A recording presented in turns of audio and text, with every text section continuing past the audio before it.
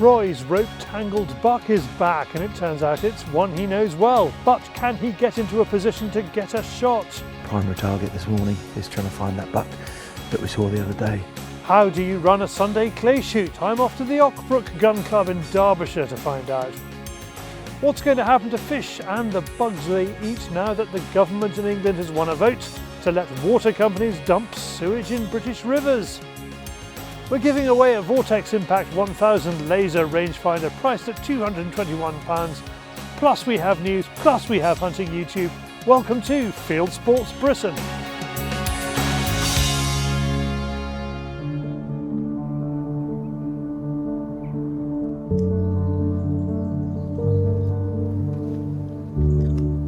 This film is for anyone who doesn't think hunters have animal welfare at the heart of what they do. Last week, Roy spotted this buck in trouble. He knows what needs to be done, but what if someone else had clocked the animal? Who would they report it to?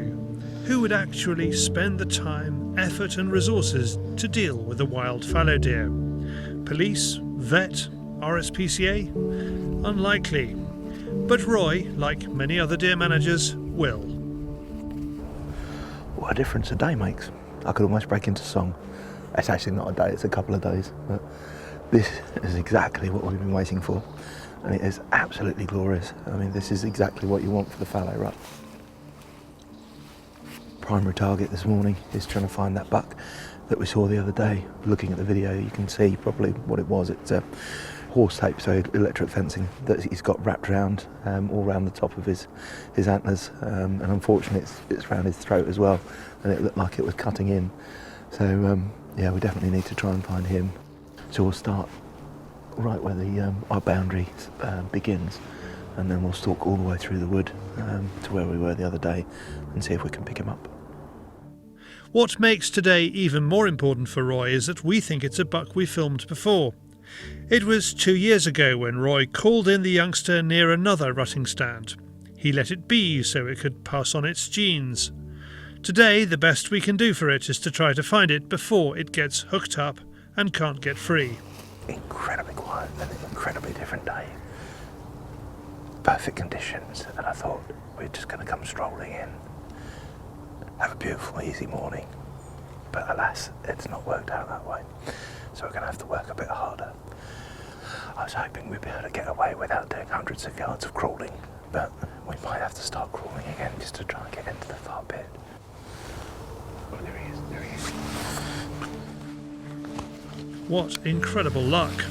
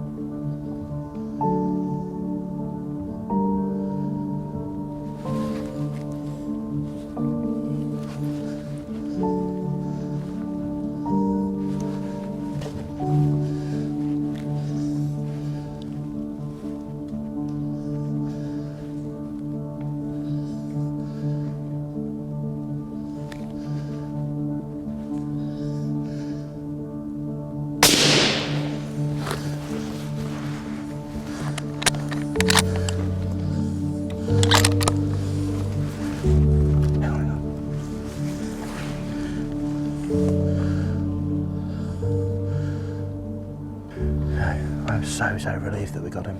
So we'll go over and just see what sort of a mess he'd got himself into. But again, from a welfare perspective, if you see something like that, then you've got to try and get onto it, because unfortunately I don't think it would have ended well for him. And if they do get caught up like that, it can take a very, very long time for them to expire. So I'll go and sort him out. Just have a look at your hand. I want to see how shaky you are. Oh man, I was just like Were you shaking as well? That was like, there it is. unbelievable. He just came to us. He did. No, it was. He got the whole freaking wood and he came towards us. No, I mean, that couldn't have played out any better. And it's always the way, isn't it? I mean, just patience pays off, and perseverance. Because when you get to the rutting stand, you've heard absolutely nothing. I heard the sighs from David behind me. You could see that he thought, he's got up at 4:30 in the morning for absolutely nothing again, and he was going to go home without anything to show. So it's always hard when you're stalking with David. He is like a petulant child, Come on, and if you don't please him, no, I'm just explaining to the audience because he's over there. yeah, I know. Oh. Petulant child. Poor old bugger. You got yourself in a proper pickle, young man, haven't you? So that is a fantastic result. And really, this is exactly what deer management is about. It's not only taking care of your age classes within the herd, but you're also looking out for welfare issues as well, which this is a huge welfare issue. And obviously, the last thing that anybody, especially a countryman, wants to see is any animal suffering. And when you get the opportunity, well, you make the opportunities. You just got to get onto it and try again, and hope that you can see or find the animal again. And as I've always said, it's better to be lucky than good. So I'll always take luck, and today we were certainly lucky. But looking at the state that he's got himself into, not only is it wrapped around his antlers, which then when he started fraying, he could have got caught onto a tree or onto a fence, but it's also wrapped round his face and round his throat as well. So he would have unfortunately met quite a grisly end if we hadn't have found him, I think. This is the main reason that I bother bringing David out with me. So at least I've got somebody to drag for me. Come on, David. I'm going. Get you back into it, man. You should. If you kept your weight, you'd have been able to keep up a bit better. Now, come on. I've already done 200 metres. Oh, come on. There, look at him go. He's always smiling. I didn't want to gralloch him on the rutting stand, so we've just brought him out here. So I'll do the gralloch here, so just to try and create minimal disturbance, so the rest of the deer can carry on. And as we've dragging the buck along, you could just see that his little pizzle was prolapsed. Nobody likes to see a prolapsed pizzle. So I think what's happened there, or something nasty has happened there anyway.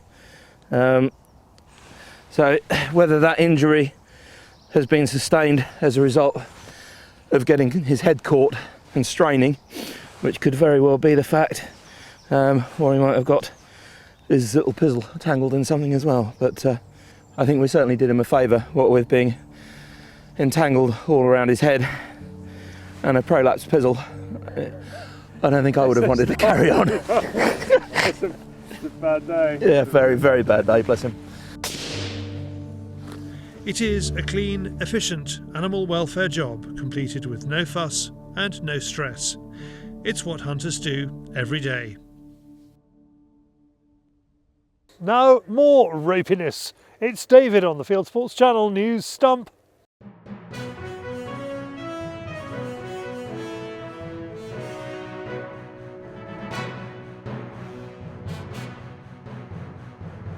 This is Fieldsports Channel News. The Home Office has announced new firearms and shotgun licensing procedures. From the 1st of November 2021, the main change is that all applicants will now be required to provide evidence from a doctor regarding their fitness to possess firearms. It doesn't have to be your GP who signs the forms, which therefore permits companies, usually launched by doctors who are involved in shooting sports, to continue to provide this service. Red faces at Wild Justice, which has just been forced to make a £10,000 donation to shooting charities. A court awarded costs to DEFRA and members of the Aim to Sustain partnership who were interested parties in Wild Justice's attempt to judicially review DEFRA's heather burning regulations in England. Aim to Sustain passed on its share of the money, £1,100, to the Gamekeepers Welfare Trust. Meanwhile, while Justice's accounts show its nose is buried in the trough alongside the rest of the conservation industry.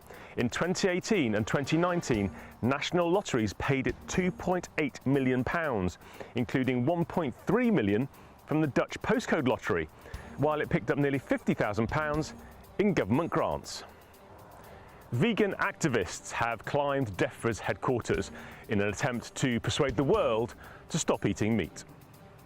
Activists from Animal Rebellion climbed up the structure on Marsham Street in London using climbing equipment. They unfurled a banner on a building housing DEFRA and the Home Office.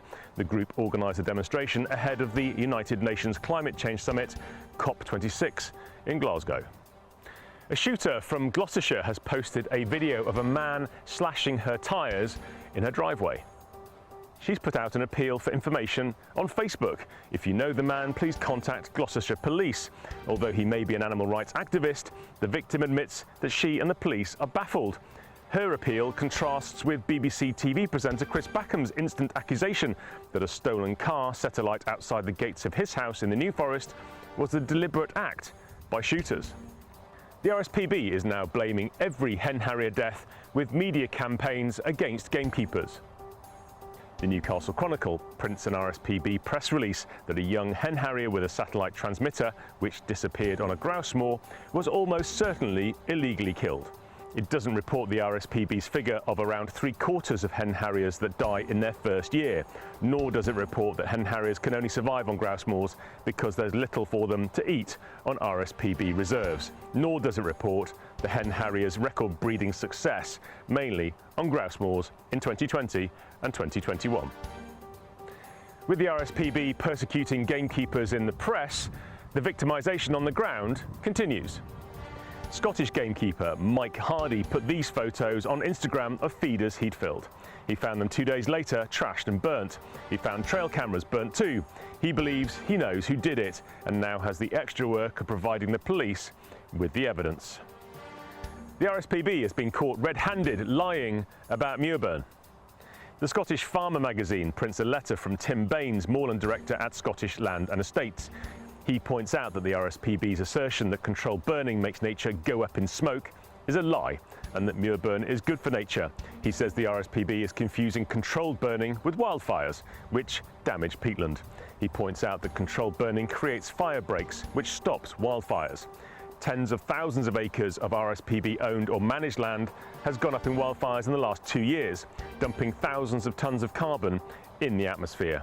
The RSPB is keen to spread the blame ahead of COP26.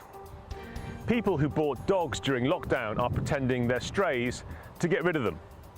Dogs Home Hope Rescue in Wales told the BBC that the number of dogs being dropped off at its rescue centre is the highest in its 15-year history.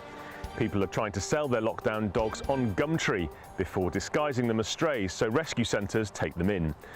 Charity staff say some dog owners call a dog warden and pretend their own pet is a stray, or they've even taken dogs directly to a centre, claiming they found them abandoned. The charity expects the trend to continue for the next 2 years. UK households bought more than 3.2 million pets during lockdown. Falconry has made the cut for a positive BBC film. BBC Northern Ireland features a 10-year-old County Antrim schoolboy who helps care for more than 40 birds of prey. Josh Carmichael helps feed, weigh and fly several birds with his dad John from the Northern Ireland School of Falconry. He even helped his dad give an educational talk about them at his primary school. Dutch park wardens are speaking out against the burgeoning wolf population. In the past few weeks, wolves have taken dozens of mouflons in a national park in the centre of the country. Now Jacob Liedecker from the Hoge Veluwe National Park wants to see the wolves gone, forcing a debate about that and whether or not he should be keeping mouflon. Australia has its firearms courier service back online. We reported how some courier companies have stopped carrying firearms, and it threatened to spread to the rest of the world.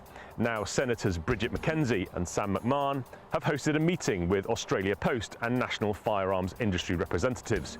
As a result, Australia Post and Star Trek will reintroduce its services from mid-October. Thanks to Paul Sly for the update.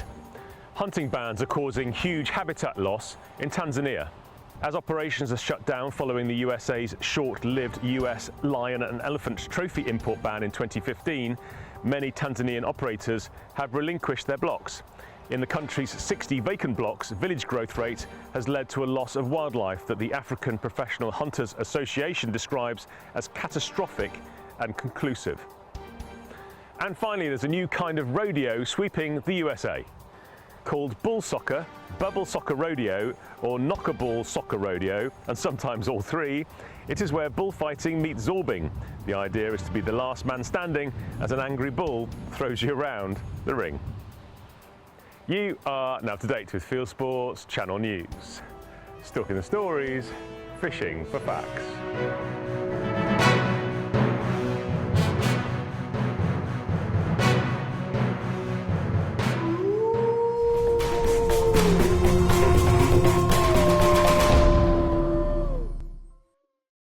Now, there are many reasons to join the Fieldsports Nation. You support our news, both the bulletin and the news features. You can watch our behind-the-scenes show, Fieldsports Extra, on Tuesday nights, and you can enter our competitions via the Fieldsports Extra show. This week, the prize is kindly donated by Staffordshire's top shooting shop, in our opinion, Bailey's Shooting and Country Wear in Hensford, and it's a Vortex Impact 1000 laser rangefinder priced at £221. Plus, you can give Fieldsports Nation membership as a gift and have the famous Fieldsports Nation goodie box to pop into someone's Christmas stocking as a physical reminder of your generosity. And you get to say what films we make. A few weeks ago, Fieldsports Nation member Matt Ball from Derbyshire contacted me to tell me that his local clay shoot, Ockbrook Gun Club, is celebrating its 50th anniversary this year, which got me thinking, what makes a great gun club? As happens at hundreds, if not thousands of clay shoots around the UK every Sunday morning, members of the Ockbrook Gun Club, which sets up its traps on old gravel pits outside Derby, are competing for a few bottles of wine and this shiny cup. So how do you set up and run a successful gun club? Today we've got 50 Bird Sporting. We run that twice a month. Sometimes we'll put on a flush or a pool shoot. Then once a month we also run an air rifle club. We have in the region of about 60 members at the moment. Unfortunately we've lost a few because of the last couple of years, but you know, that's understandable. Well, this is my first time coming. Hannah comes quite a lot, so she decided to take me down. How long have you been over here for? Not long, really, like 3 months, 4 months I've been coming, but yeah, I really enjoy it coming. We're always open to more members, always happy to have more people come and join us. And we have a lot of people here that have come, have never shot before, and we'll help them as best we can to learn how to shoot. And yeah, there's quite a few members here today that started as raw beginners back sort of 2018, 2019, who are, you know, shooting sort of 50-60% of what we put on. It's a good laugh, it's a good laugh. We always have a... And I normally score for everyone, so yeah. We're entirely run by the members, for the members. Everything's done by us on site. You know, everything you see here is the result of our own hard work and many hours on a Saturday morning dealing with grounds maintenance issues, building issues, yeah, trap maintenance, you name it, we do it. For a private club, you do need a nucleus of people who are interested in enjoying the shooting and helping out. We ask each member if they do 2 setups per year. That means setting all the traps out ready for the shooters to come down and then clear them away afterwards, which is part of our club membership. Well, we hope many people do it for us. And if you're over 70, you only have to do light duties. We have some people who have mechanical engineering backgrounds. They tend to look after the traps. Some people just come down and sit on a ride-on mower and mow the grass for us. We do have some people with chainsaws. They'll come and cut the trees. So whatever you can do to help the club is what we're after. And what do you do about the inevitable lazy buggers who don't come? When we find an answer to that, we'll let you know. Hansons are the ultimate landowner. We deal with their land agent, obviously. They are very impressed with what we're doing. They've got no issues with us. We're currently in negotiations with them about extending our tenure on this site. They're happy with what we're doing. We're looking after the ground. So yeah, they're happy as Larry. And we're looking at expanding the club in terms of using our facilities for other things, like a local scout group is talking to us at the moment. They want to come down and just use the ground for a campsite. They help us do a bit of groundwork. We help them do a bit of lawn mowing for them, and they're going to try and bring the scouts on down here in the next 12 months, or the older scouts, of course. To go shooting? Yeah. Unfortunately now a lot of the membership is over 70. So a lot of the members who have come through the club over the last 30 odd years have followed the club like in age. Now we are struggling a little bit because the average age is 70 plus. We're hoping your little bit of filming will help a bit of publicity for us, and that's all we can do is try and publish. We're now on Facebook, so we've got that out there, their own website. So what is the heart of Ockbrook's success? Well, friendship mainly. There's no competition as such. We're all shooters, old rough shooters and new rough shooters. It's just basically a lovely shoot. Beautiful. Really, most of us are really interested in it. I don't know whether you've been up to see my wife in the canteen area yet. What's it like looking after all this lot? Fantastic. They're such a wonderful bunch. They're very rude sometimes though to me. As the members have told me, it's enthusiasm and it's value for money. Get those two things together and you've got a gun club too. You can find out more about Ockbrook Gun Club on Facebook and on its website, links in the description below. It does not run CPSA registered shoots. The club is affiliated to the CPSA for the insurance. And if you live in the Derby area and you want to join, annual sub is just £48. And the high gun today, well, showing those 70-year-olds still have it, it's John Slaney, the chairman. Thanks to all at Ockbrook for looking after me. Now a quick shout out for an event for viewers in the Bristol area. Gun Shop, Braces of Bristol, is holding a thermal and night vision evening on Thursday the 4th of November. Lots of brands will be there, no need to book, just come along to Braces Range, south of Bristol. Address is in the description below. Next, you might be reading, watching or listening to the flappy-armed, wet blanket liberal media about how angry they are that water companies are dumping sewage in Britain wherever there's the slightest dampness in the air. Well, we are too. It's really bad for the fishing. This is Bourton on the Water in England's quaint Cotswolds. It sees more than 1 million visitors a year, many attracted by the Windrush River winding through it. Its popularity comes with a cost. The fingerprint we see from this kind of thing is what you're seeing a little bit of here, and it's starting to creep in, and that's that coating on that gravel. If it's pristine, it'll be golden, even though that water looks quite clear. It's starting to get problems. By a water treatment plant on the nearby River Dickler, campaigner Ashley Smith explains what that problem is. The sewage works is equipped to treat, or its population equivalent is about 4,500 people. But we know that Bourton on the Water gets about 10,000 visitors a day in the summer, sometimes. The volume of effluent coming out of there can be quite a lot greater than that, so it's a big percentage. And the damage that can be done just in the phosphate alone is quite incredible, because this place doesn't have to remove phosphate from its effluent. Because it doesn't reach the threshold of 10,000 population equivalent, it just releases what it releases. This place also dumps untreated sewage here, and it mixes that untreated sewage with that treated effluent. The water industry says it's all right for them to dump untreated sewage if they mix it with treated effluent, because that somehow makes it treated, which is a ridiculous concept. It's like standing an ill person next to a well person and saying, you're well now, don't worry. We as anglers have been banging this drum for many, many, many years. I mean, the Anglers Cooperative and Fish Legal, the legal arm of the Angling Trust, have been taking polluters to court for an awful long time. But of course, a lot of the problem with sewage discharges is that they're actually allowed under the very weak and very lax permitting system that the government has got the Environment Agency to introduce. And so an awful lot of pollution that takes place is unlawful, but there's an awful lot that's actually lawful.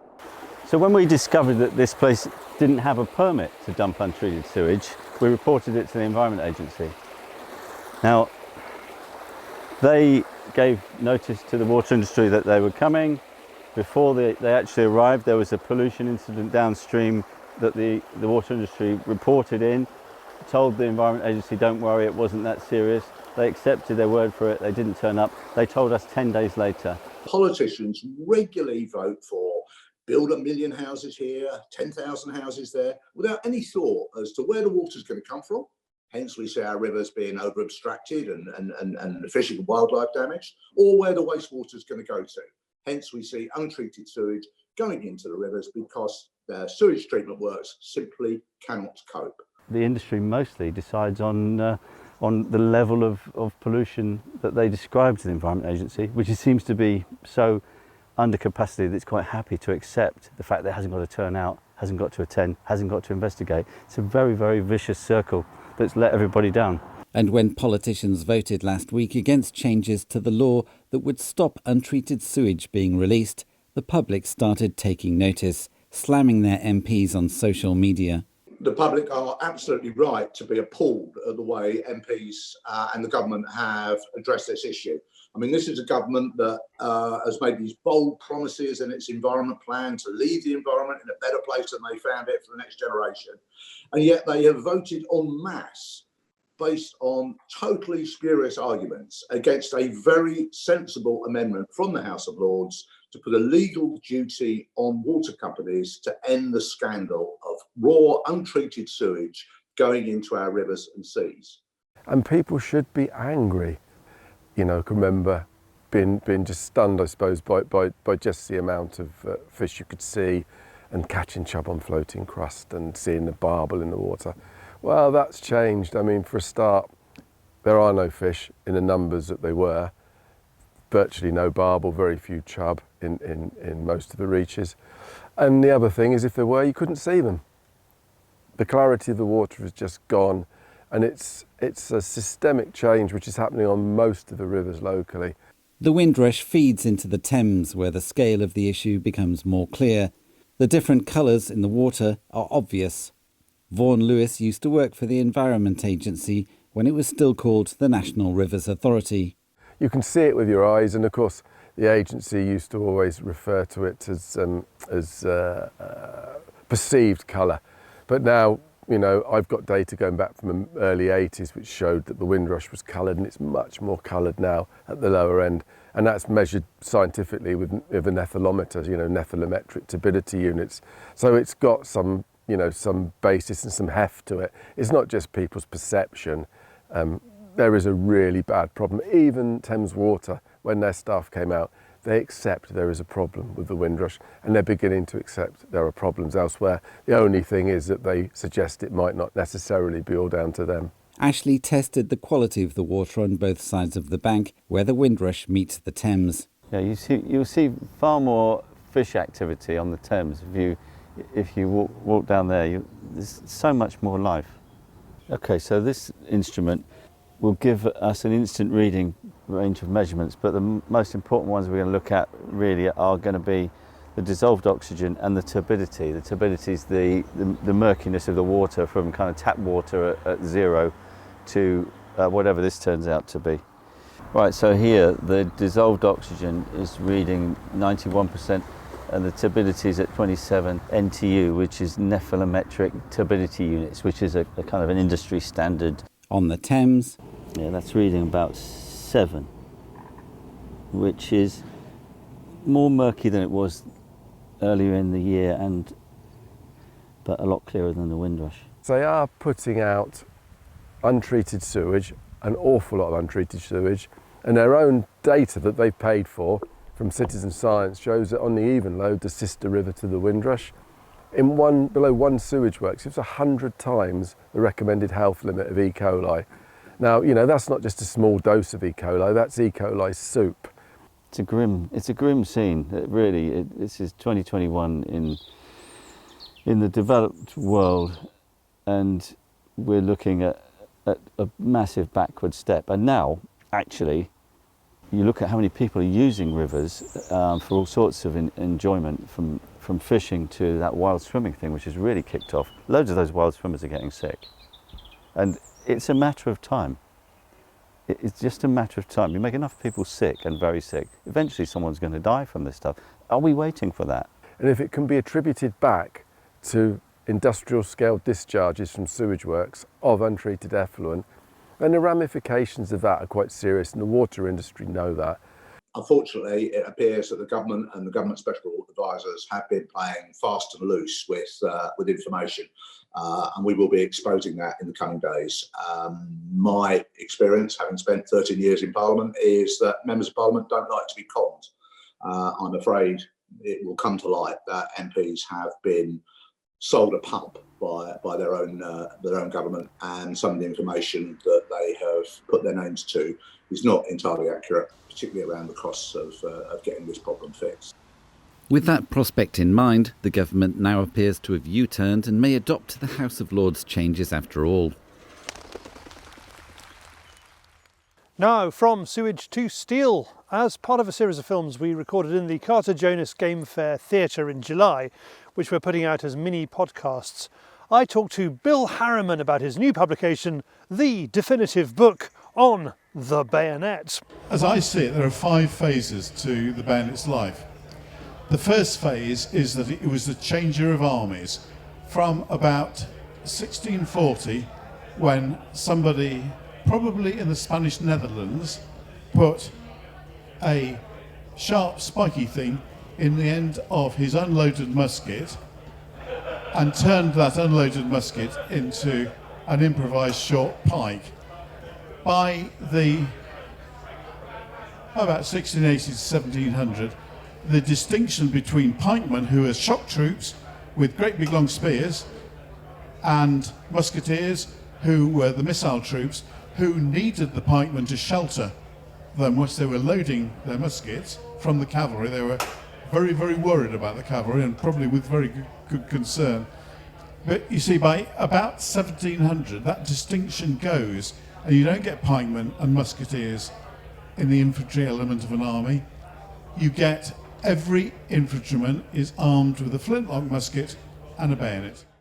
There's a link in the description below to take you to the full interview. Now, from in, twist, withdraw to the wider world of hunting and shooting on YouTube, it is Hunting YouTube.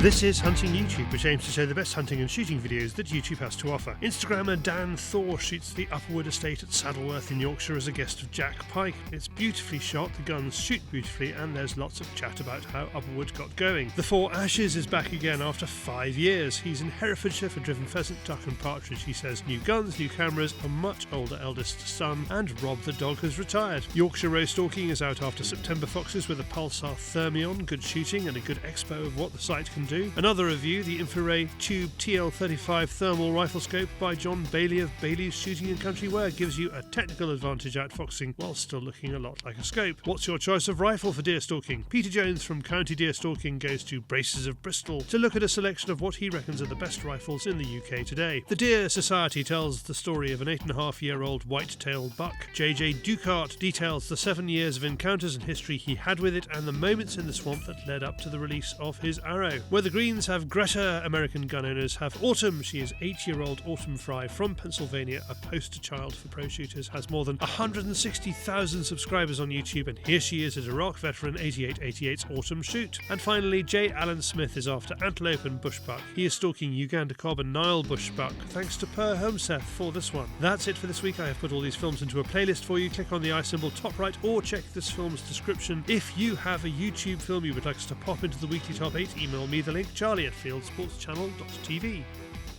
That is it for this week. If you haven't done so, please whiz over to our website, fieldsportschannel.tv. You can click like us down on Facebook and on Instagram. You can follow us on Twitter, subscribe to us on YouTube, pop your email address into our register page, and we'll contact you about this show, Fieldsports Britain. It's at 7 PM UK time every Wednesday. And this has been Fieldsports Britain. Good hunting, good shooting, good fishing, and goodbye.